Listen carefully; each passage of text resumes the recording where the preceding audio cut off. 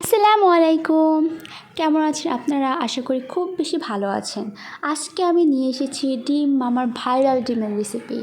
ইদানিংকালে এই ডিমের রেসিপি অনেক বেশি ভাইরাল হয়েছে। আমি ভিডিও দেখতাম আর শুধু বলতাম কবে এটা ট্রাই করব।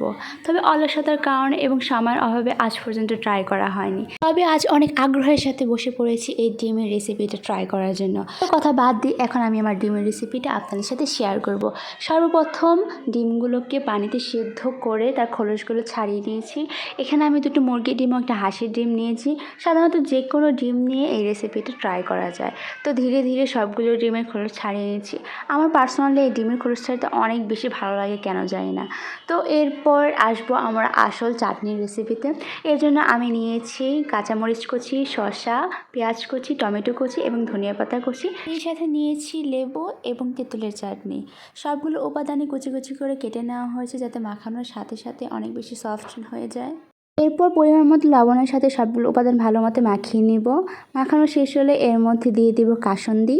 কাসুন্দির সাথে আবারও কিছুটা মাখিয়ে নিব। এখন এর মধ্যে আমরা দিয়ে দিব কিছুটা টমেটো সস। টমেটো সস দিলে এর স্বাদ আরও বেশি বেড়ে যায়। সর্বশেষ উপাদান হলো তেঁতুলের চাটনি।